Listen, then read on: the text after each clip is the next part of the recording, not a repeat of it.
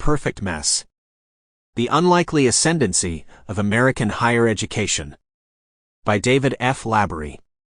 Published by the University of Chicago Press. To Diane. Chapter 1. A System Without a Plan. Elements of the American Model of Higher Education. The American system of higher education is an anomaly. In the 20th century, it surged past its European forebears to become the dominant system in the world, with more money, talent, scholarly esteem, and institutional influence than any of the systems that served as its models.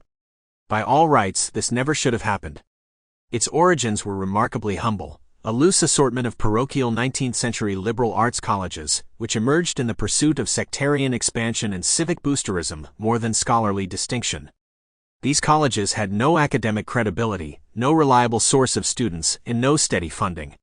Yet these weaknesses of the American system in the 19th century turned out to be strengths in the 20th. In the absence of strong funding and central control, individual colleges had to learn how to survive and thrive in a highly competitive market, in which they needed to rely on student tuition and alumni donations, and had to develop a mode of governance that would position them to pursue any opportunity and cultivate any source of patronage.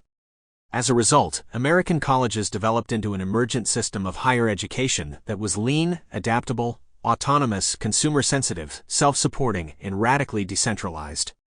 This put the system in a strong position to expand and prosper when, before the turn of the 20th century, it finally got what it was most grievously lacking: a surge of academic credibility when it assumed the mantle of scientific research, and a surge of student enrollments when it became the pipeline to the middle class.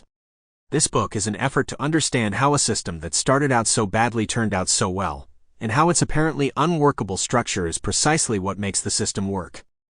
It may seem strange to call the motley collection of 4,700 American colleges and universities a system at all. System implies a plan and a form of governance that keeps things working according to the plan, and that indeed is the formal structure of higher education systems in most countries, where a government ministry oversees the system and tinkers with it over time. The U.S. system of higher education, however, did not arise from a plan, and no agency governs it. It just happened. But it is nonetheless a system which has a well-defined structure and a clear set of rules that guides the actions of the individuals and institutions within it. In this sense, it is less like a political system guided by a constitution than a solar system guided by the laws of physics. And like the latter, its history is not a deliberate construction, but an evolutionary process. The solar system also just happened, but that doesn't keep us from understanding how it came about and how it works. Sample complete. Ready to continue?